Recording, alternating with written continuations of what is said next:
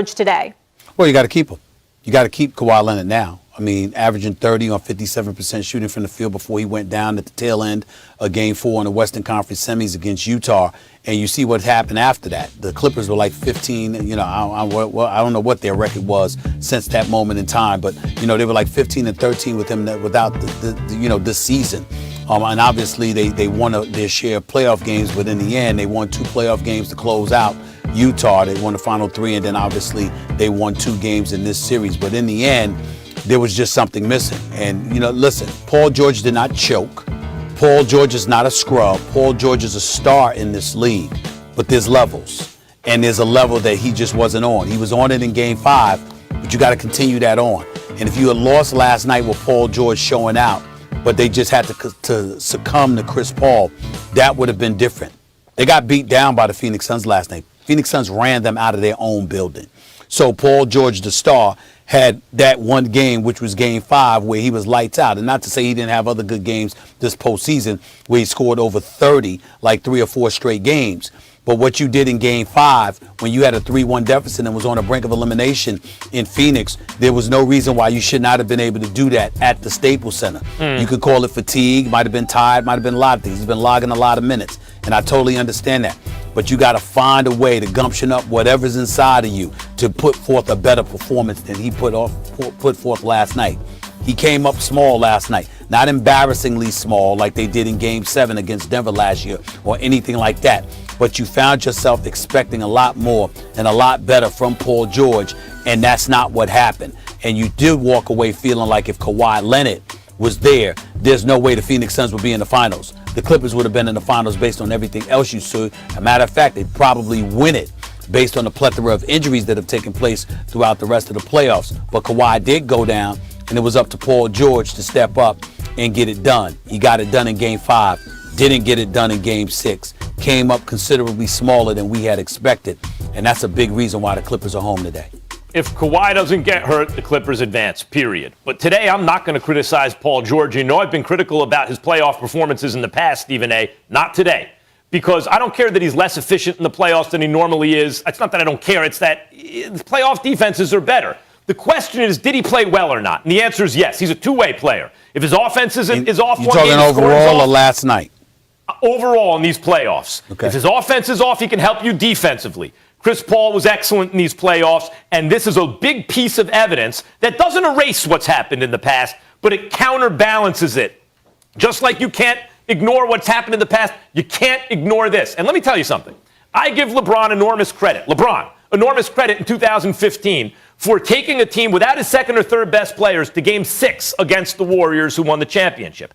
I give Kevin Durant enormous credit in these playoffs for taking that Bucks team to a Game 7 with a chance to win it, in overtime with that shot where he airballed the 3, but he deserves credit for getting there. Now, I'd like to point out they were up 2-0, which means after he lost his help, they lost 4 out of 5, right? Nevertheless, he deserves credit, just like Paul George does, for getting this team to a Game 6 without Kawhi Leonard. Like, it's even harder to do what Paul George did because he's not missing the second best player on the team.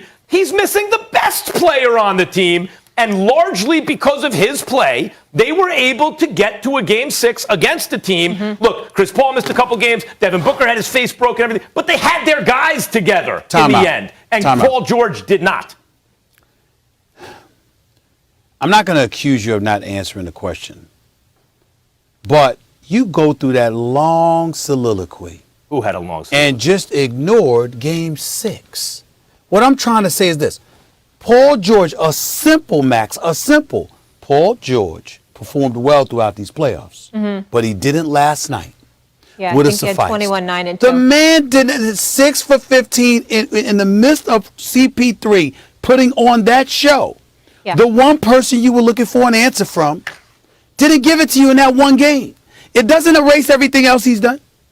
But that one game, which was the closeout game, Max, he showed up for the closeout game in Game 5. Didn't show up for the closeout game in Game 6. All right, big-time players. He did not show up. Big-time plays, big-time moments. Guys, we got to keep it pushing here because we're only 90 minutes. So plenty more first takes still to come. Which team needs their super superstar to return more. Out Kawhi Leonard, should they move on from him? Yes. I said that on SportsCenter the other day. That's what created what, if you want to call it a brouhaha or whatever is appropriate. I don't care if they win it without him, definitely. If they win it with him, if he ends up coming back and they win it with him, they should strongly consider it. Let me make sure that I'm very clear with what I'm about to say, Max Kellerman. Kawhi Leonard is a top 5 player on the planet when healthy. On both ends of the floor with what he brings to the table, he is a superstar caliber talent basketball player. He does nothing for you marketing-wise, promotionally speaking, okay? He does nothing to galvanize, motivate, or lead. All he does is do his job. He practices when he wants, he plays when he wants, okay? And when he does play, he's elite, no question about it. I'm saying, if you need him to win the chip, Max, you grab him. If you're talking about building a culture, then that's different. If the Clippers were to win this year, with or without him, you've achieved the goal. And once you achieve that, then you think about culture building. Without the championship, Max, of course you bring them because it still escapes you and you want to win the championship.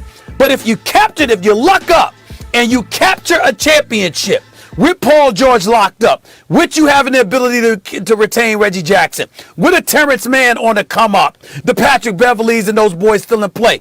If you win the championship with or without Kawhi, and you're talking about long-term from a cultural perspective, I don't believe that helps you. Well, you keep him if you want a mercenary to come in there and deliver you a championship for a year. That's what you keep him for. Well, look, you don't keep him long term with all the load management issues and everything that comes with it. That's why I said that. The whole NBA is about getting a guy like Kawhi, meaning a 5-star player. There aren't that many of those dudes. You know, if you got one, you keep him. What did Dr. Jerry Buss, the late great owner of the Los Angeles Lakers, greatest owners by far in the history of American team sports, when Kobe wanted a trade? He said, Kobe, you're a 5-carat diamond. I'm not trading you for 5 1-carat diamonds. The NBA, you never break a dollar into 4 quarters. Always go 4 quarters into a dollar. And Kawhi is a dollar bill. If you have him, keep him. And Kawhi Leonard, whatever culture, whatever else, I'll flip it around for you. Let's say the Clippers get to the finals and Kawhi plays in the finals and wins finals MVP. You know what that'll show? That'll show that all the load management, he has an injury-prone body, Stephen A. Some dudes are like that. Some dudes just physically aren't put together like others. They take care of themselves. They just get hurt. I didn't just bring up injury.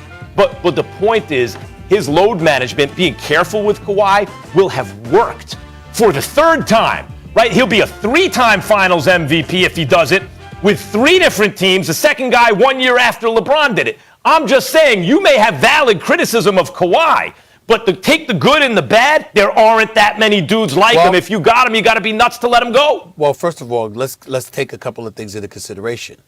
My caveat was, if you haven't won, you keep them. But if you've won the championship, you've already accomplished your goal, and now it's about culture building. And so what I'm saying to you is, when you think about Philadelphia and how much you loved the process, okay, you're talking about building for a better future, for a bigger future, and what have you. I'm looking at a guy like Kawhi Leonard, and I'm saying superstar without question, superstar talent. Practices when he wants, plays when he wants, comes and goes as he pleases, etc., etc. I'm saying if you win a championship, then you're going to invest in that long term. You're going to invest with the durability questions. You're going to invest with the sporadic availability questions. I'm saying to you, if it were me, and again, there's nothing to discuss if they don't win the chip, because I need him to win the chip.